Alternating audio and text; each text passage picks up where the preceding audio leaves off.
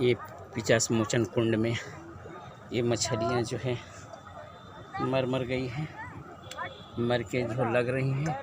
लगातार जो है मछलियों का मरना जारी है, क्योंकि इस पिंडदान हो रहा है इस कुंड में।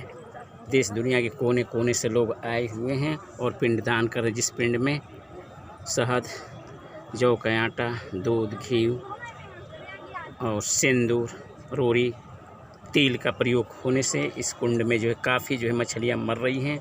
और आंखों देखिए, आप हाल देखिए कि इस जल के अंतर्गत जो है मछलियाँ मरी हुई हैं और लगातार मरती जा रही हैं।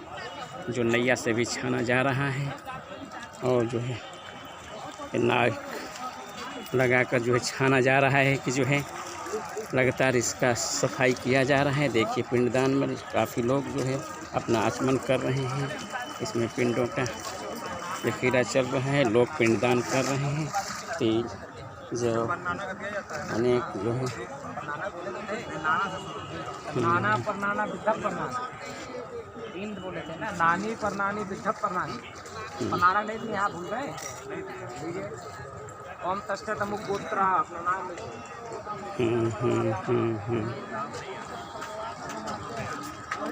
लगातार पिंडदान हो रहा है और पिंडदान के दौरान श्रद्धालुगण अपने पितरों को तारने के लिए यहाँ पर पधारे हुए हैं देश के कोने कोने से।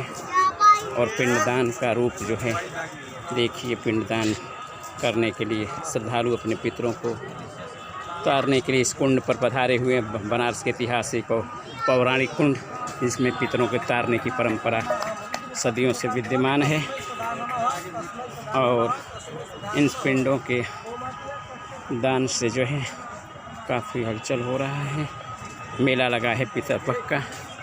ये पानी का भी व्यवस्था है, नैया की व्यवस्था से जो है इसमें से मरी हुई मछलियों को निकाला जा रहा है। कुंड को लगातार साफ किया जा रहा है, क्योंकि देश के हर भूभाग से लोग प्रांतों से यहाँ आकर पिंडा पर आ रहे हैं। पिंडदान में जो है अपना पिंडदान कर रहे हैं। पूजा के सामानों के साथ लगे हुए हैं लोग।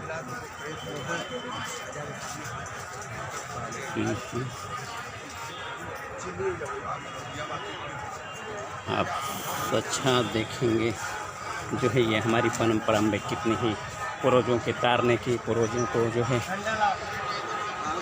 तारने की प्रथा है, ये तारने की प्रथा चल रही है। देखिए जल का संशोधन हो रहा है, लगातार दुर्गंध से भरता जा रहा है। मछलियों के मरने से ये पिंड का जो है, पिंड में इस पिंडों को पिंडदान करने से जल में जो जीव जंतु उसको खाकर सीधे मर जा रही हैं। तो क्या इन पिंडों को पूर्वज ले सकते हैं? क्या उन पर यह प्रभाव नहीं पड़ेगा? आप इसका उत्तर आपको देना है कि पुण्य काम करने चले थे इन पिंडों के जरिए लोगों को तारने का, लेकिन इन तरने के बजाय जीव जंतु मर रहे हैं। तो क्या वह पूर्वज हमारे क्या करेंगे कि मरेंगे? ये आपको समझना होगा। और इस पाखंड परंपरा के खिलाफ हमें अवगत होना होगा और इस पूर्वजों के तारने की परंपरा में हमें अपने आप को जो है सोचना पड़ेगा कि ठीक है, दान पुण्य के सिलसिला चले समाज के संतुलन की दिशा में, लेकिन पर्यावरण की दृष्टि से ये जो है इस कुंड जो है भूगर्भ जल को बनाए रखने में स्तर में ये कार्य करता है। पर्यावरण की दृष्टि से जल दूषित हो जाता है तो वायुमंडल में जो है इसकी दुर्गंध से वायुमंडल प्रदूषित होने से लोगों की बीमारियां फैलती है। ये सब को ध्यान में रखते हुए हम सभी का कर्तव्य है कि इन कुंडों को साफ़ सुथरा रखें और इन कुंडों को काफ़ी अच्छे से रखें, साफ़ सुथरा स्वच्छ रखेंगे तभी हम स्वच्छ हो सकते हैं, वरना नहीं। हमारे जीवन का स्वास्थ्य इसी पर निर्भर है कि हम वायुमंडल वातावरण का शुद्ध रखें, पर्यावरण का शुद्ध रखें, जल कुंडों, पोखरों, तालाबों, नदियों में जो है कूड़े कचरा ना फेंकें, जिससे कि जो है हमारा कुंड साफ रहेगा। क्योंकि इनका ऐतिहासिक महत्व है, इन कुंडों का ऐतिहासिक महत्व है। पौराणिक महत्व की इस पर लोग आकर जो है पिंडदान करके जो है अपने पूर्वजों को तारने की जो परंपरा सदियों से चली आ रही है, उन परंपराओं में अभी विचार करने की बात है कि इनकी वजह से यदि किसी जीव जंतु जल में रहने वाले ये मरते जा रहे हैं तो इनके विषय में सोचना होगा कि नहीं, कहीं ना कहीं खामियां हैं।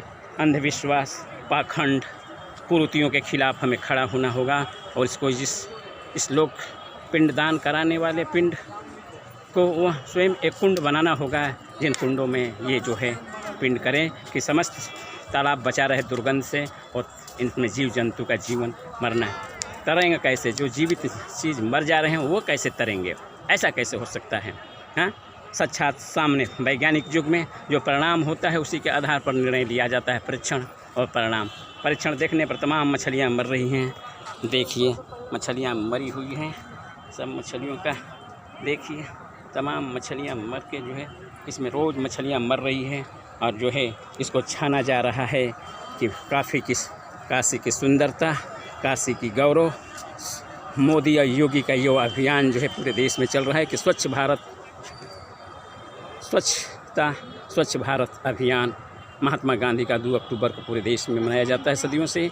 इसे स्वच्छ रखकर ही हम स्वच्छ समाज और स्वस्थ समाज का निर्माण कर सकते हैं। इसमें हम सभी का दायित्व है कि अपने कुंडों, तालाबों और पोखरे जो भी है इनको सुरक्षित और संरक्षित करने का हमारा दायित्व है, क्योंकि हम नागरिक हैं। सार्वजनिक संपत्ति पर हम सबका अधिकार है। सुप्रीम कोर्ट का भी निर्देश है कि सब तालाबों, कुंडों, प्रशासन इनको स्वच्छ और साफ रखे, तभी जो है जाकर इनकी हम अपने जीवन में शांति और सुख को प्राप्त कर सकते हैं। यदि हम रोग ग्रसित हो गए तो नहीं होगा। हमारे देश में ऐसी विचारधारा है मनुष्यों का, सर्वे भवन्ति सुखिनः सर्वे सन्तु निरामया सर्वे भद्राणि पश्यन्तु कश्चित् मा दुख भाग भवेत् की परंपरा है कि किसी को कष्ट न हो, किसी को दुख न हो। हम ऐसा कार्य करें जिससे किसी जीव जंतु जड़ चेतन किसी का अहित न हो। नहीं तो पर्यावरण की दृष्टि से हम यदि नुकसान करते हैं तो सबका खमियाजा हम सभी को भुगतना होगा। इसलिए इसका दायित्व हमको लेना होगा और इस परिणाम को देखना होगा, तभी ये सब चीज़ सफल मानी जाएगी। इसके साथ आप सभी दर्शकों को मेरी तरफ से धन्यवाद और स्वागत है कि इसको शेयर करिए, लाइक करिए और इसको कमेंट के जरिए इसको आगे बढ़ाइए कि कुरीतियों के खिलाफ हम खड़े हो। हमारे देश के महान संतों, महात्माओं ने और आज़ाद के क्रांतिकारियों ने इसके विषय में बोला है। इसलिए कुरीतियों के खिलाफ लड़ना होगा, चलना होगा। धन्यवाद।